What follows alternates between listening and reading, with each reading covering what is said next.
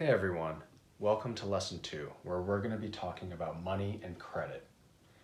Now in lesson 1, we had introduced our friends Alice the architect, Bob the baker, and Charlie the car maker.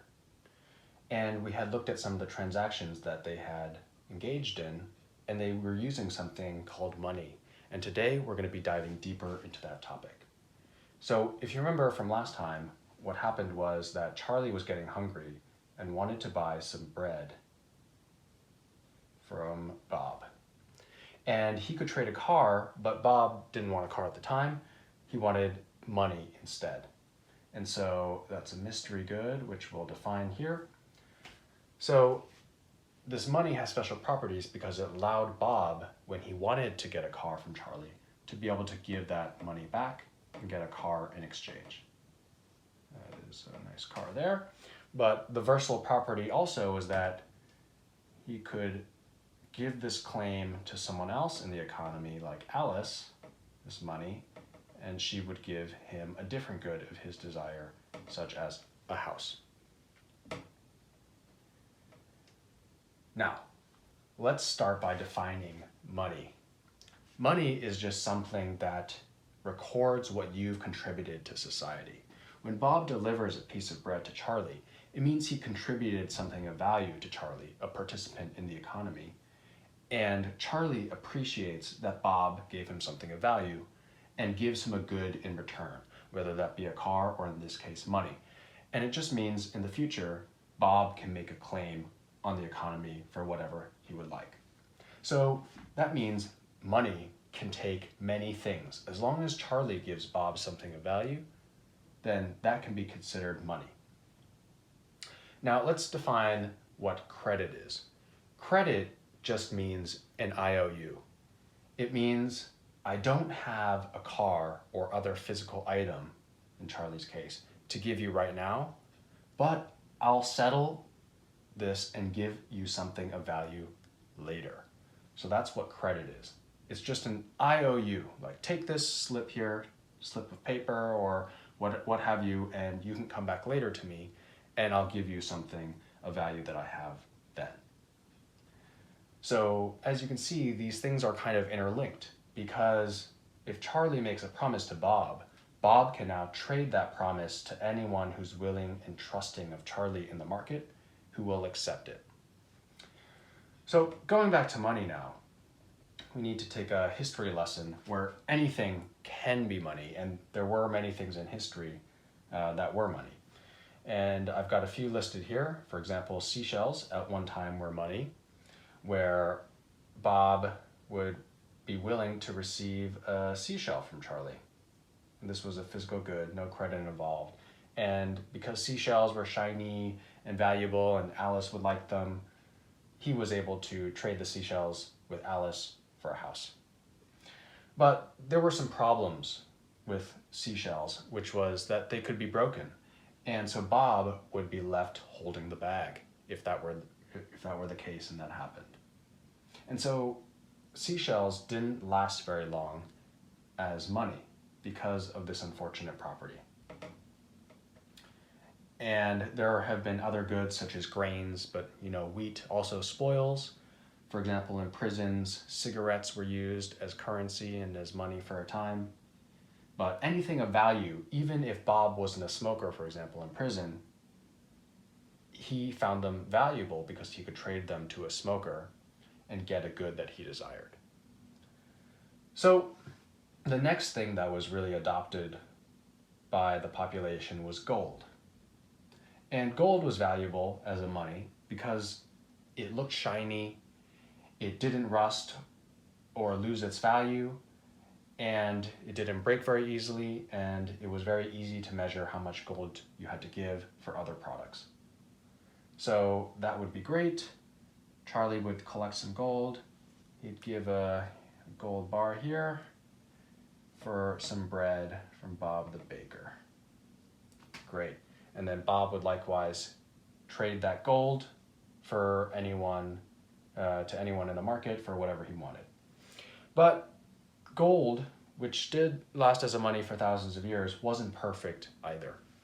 The problem was it's very heavy and it can be stolen. So if you were Bob the baker and you accumulated a lot of gold and held it under your mattress, somebody could come to your home and steal it, and then you would be, just like with the seashells, left with nothing holding the bag. You have nothing to trade to anyone, nothing of value to exchange, and so you'd be stuck. So what happened was we migrated as a society to paper. And what I mean by paper is really paper backed by gold. What happened was we had this new entity, a business called a bank, which we can think of as a vault for now. And here, Charlie would deposit all of the gold that he had with the bank. So Charlie had earned gold elsewhere selling cars, and he would deposit gold into the bank. Here's a deposit, and the bank would issue pieces of paper to Charlie, saying, here's a certificate from my vault saying, Charlie, you own a gold bar. And this was great because now, for that same bread that he wanted from Bob, he could give this bank certificate backed by the gold in his vault. He would tell Bob, hey Bob, thanks for the bread. Anytime you want some gold, it's right there safe in the bank vault. So it can't be stolen. All you have to do is present this little bank certificate here on the bank. They'll make sure no fraud, and they'll withdraw it from my account. You can take the gold whenever you want.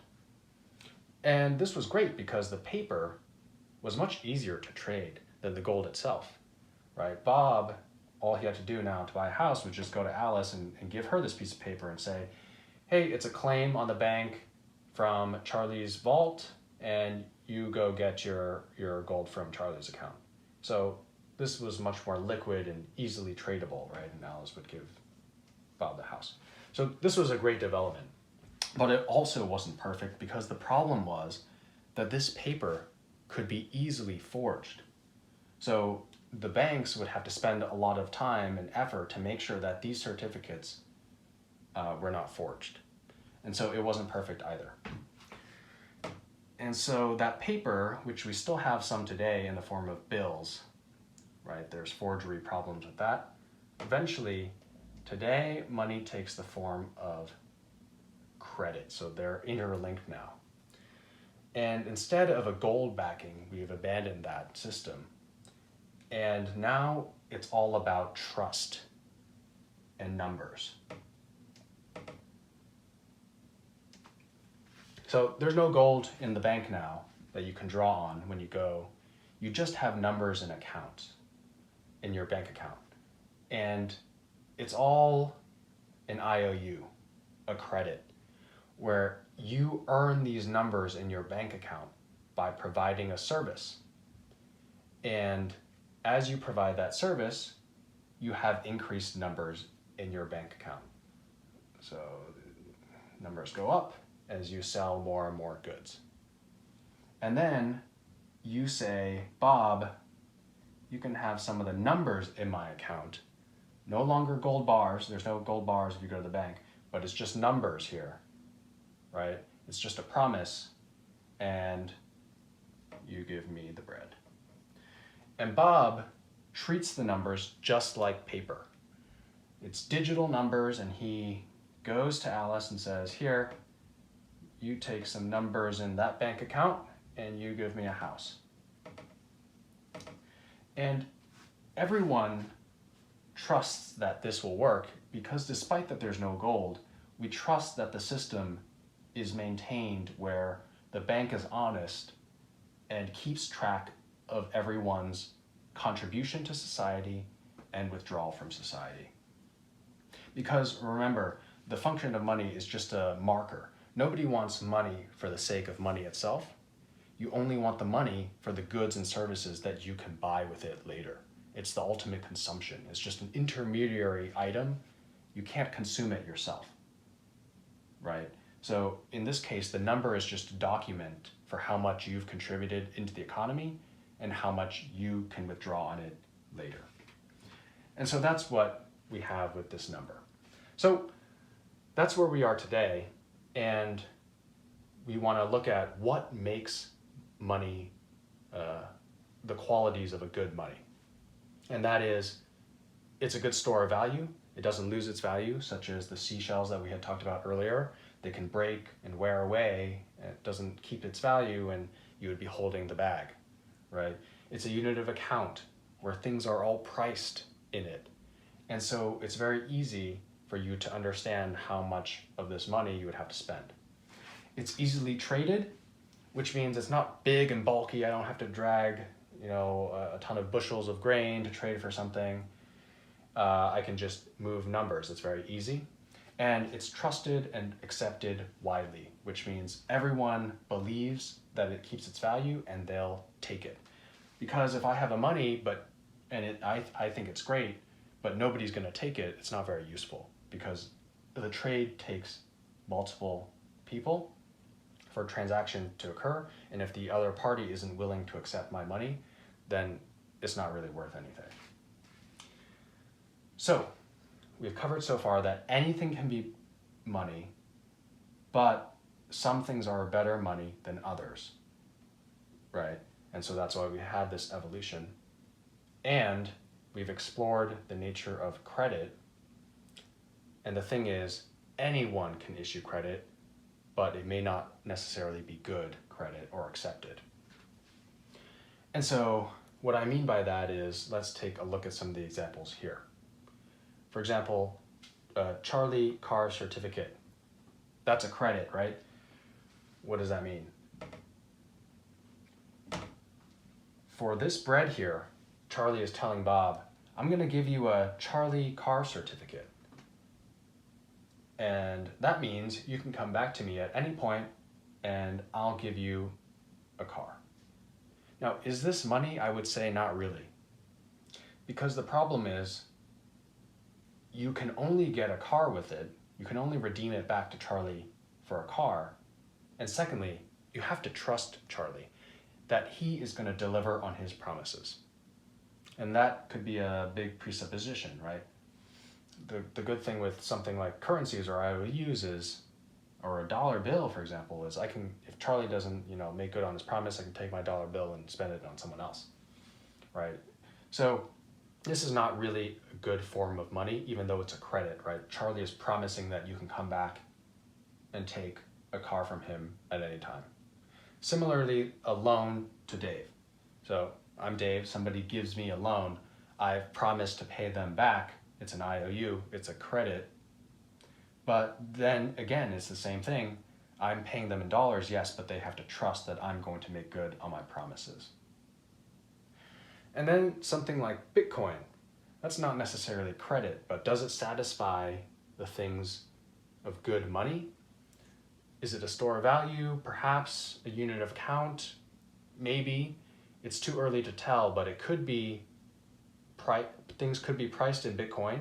You can trade a Bitcoin, and this is really the limiting factor. Is it going to be accepted by many people? And then it could be considered a pseudo money. And maybe something that's less new and closer to home, think about your PayPal or Venmo balance. That is outside of the banking system. The numbers are not held in banks, they're held in Venmo or PayPal accounts. They're not FDIC insured, there's no backing. But yet, I would say most people probably trust that that money is there. In fact, it's really a credit. You are trusting PayPal or Venmo. They are saying, I owe you these numbers in your PayPal account, just like a bank does. And so you treat it as money just the same. And it's the same thing with US dollars, which you hold mostly in a bank account. Those electronic money, dollars, you are trusting that are held in the bank. And that when you go to the bank, you can withdraw it for a dollar bill or paper. And really the value here with the US dollar is that if you don't hold these dollars and pay your taxes, you will go to jail. So there's some inherent value in having this as your money instead of holding all your money in PayPal balances or in Bitcoin or something of that nature. So I hope this gives you clarity on some of the key tenets to review, anything can be money, but not everything is a good money. Anyone can issue credit or a loan, anyone can borrow money, but perhaps other people might not be accepting of it. So that's it for today, and in the next lesson, we'll be covering the banking system in the US. So I'll see you then.